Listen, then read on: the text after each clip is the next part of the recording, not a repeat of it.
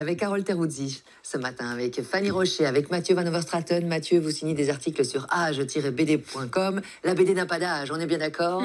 Avec Racine, un nouveau tome, et c'est dingue, mais on y parle de cheveux. Oui. Ouais. Ah oui, Étonnant. c'est étonnant. Je ne sais pas si vous, les cheveux, c'est un sujet qui vous préoccupe. J'imagine. Ça peut que oui. m'énerver, voyez-vous. Ça peut vous énerver. Ça Eh prend un bien, peu de temps le matin. hein, Oui, un peu trop. Je suppose que vous avez trois spécimens ici Oui, qui sont très Vous, les mecs, vous êtes bien barrés. oui, c'est ça. hein, Regardez-moi, voilà. c'est facile. Voilà. Je me lève et c'est bon. Et c'est un gain de temps énorme, surtout quand on se lève tôt. Ouais. Mais bon. en fait, cette BD, elle va nous permettre de comprendre que les cheveux, c'est loin d'être un sujet futile, puisque Rose, la fille qu'on voit sur la couverture, Oui. elle déteste ses cheveux depuis toujours. Elle est née à La Réunion d'une mère créole noire et d'un père créole blanc, et elle vit comme une réelle injustice le fait d'avoir les cheveux crépus. Son rêve, c'est d'avoir les cheveux lisses, faciles à coiffer, On veut toujours l'inverse. hein. comme ceux de ses poupées Barbie. Ouais. Alors tous les soirs, elle prie à côté de son lit pour se réveiller le lendemain matin avec des cheveux souples et soyeux. Vous savez, les cheveux qui Vol dans le Voilà. vent. Voilà. Quand on tourne Comme on la voit à la tête, télé, quoi. Il n'y a elle rien de rêve- plus désagréable c'est ça. qu'on se le dise quand vous êtes à la mer. Ouais. C'est juste comme ça. Et elle rêve d'avoir la chevelure de Sailor Moon ou Avril Lavigne, Ah oui. qui étaient un peu ses idoles. Donc voilà, c'est un Et problème pour elle. Elle va vouloir lisser ses cheveux pour leur ressembler, j'imagine. Aïe. Oui, d'année en année, en fait, ses cheveux, on va le découvrir dans la BD, vont devenir pour Rose une véritable obsession, mais vraiment presque un handicap social, particulièrement lorsqu'elle quitte La Réunion pour aller vivre à Paris. Et elle veut se conformer aux critères de beauté occidentaux. Et donc, elle se montre prête à tout pour avoir les cheveux lisses, y compris souffrir le martyre pour les défriser chimiquement. Aïe, aïe, aïe. Mais on dit, il faut souffrir pour être belle, donc elle Ouais. intègre vraiment bien ça. Ouais. Et une fois que les cheveux de Rose sont lisses, c'est le bonheur pendant quelques jours ou quelques semaines. Enfin, elle ressemble aux princesses et aux filles des publicités pour shampoing. Mais dès qu'un cheveu un peu frisé, un peu crépu, refait son apparition sur son crâne, c'est le drame.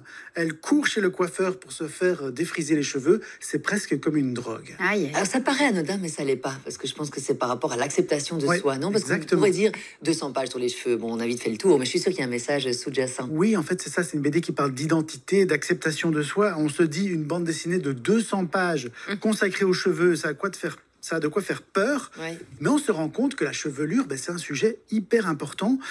Et dans cette BD, l'autrice qui est réunionnaise, qui s'appelle Lou Luby, elle démontre avec talent que les cheveux sont un point d'entrée très intéressant pour parler de sujets comme le sexisme, Oui. le racisme, le colonialisme, l'acceptation de la différence, l'identité. Donc c'est à la fois un récit de vie sur cette jeune femme qui est tiraillée un peu entre deux cultures, et une enquête sociologique sur les discriminations liées aux cheveux, donc de manière très pédagogique dans cette bande dessinée, avec de l'humour, avec de l'émotion.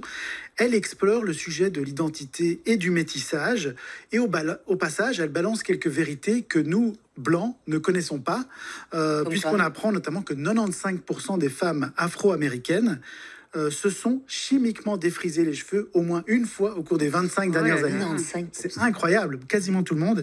Et ça montre à quel point les cheveux crépus ou frisés Oui. sont quasiment systématiquement dénaturés, ce qui n'est pas du tout le cas pour les cheveux de type asiatique ou européen. Et c'est pour ça qu'il faut que les choses changent, évidemment, avec les Barbies, les poupées, ça commence à bouger un petit peu. C'est autobiographique comme bande dessinée, Alors, alors c'est ou- pas une BD 100% autobiographique, mais c'est évidemment un sujet qui concerne Lou Luby de très près, puisque elle-même a toujours eu un rapport très compliqué avec ses cheveux qu'elle a trouvé longtemps moches, difficiles à coiffer. Et donc, comme Rose dans la bande dessinée, elle a passé une grande partie de sa vie à essayer de les lisser pour correspondre aux standards de beauté. Mais maintenant qu'elle les accepte enfin au naturel, elle s'est dit que c'était un sujet important à évoquer en bande dessinée, parce que c'est un sujet qui touche une double minorité, les femmes et les personnes racisées. Et je vous montre cette bande dessinée en avant-première, puisqu'elle paraîtra en librairie le 29 mai prochain. Ok, et l'avant-première dans le 6-8, s'il vous plaît. C'est grâce à vous, Mathieu. Il y a un peu de créole aussi, je tombe dessus. Ouais. Ici, avec ce magnifique dessin. J'aime beaucoup les dessins perso.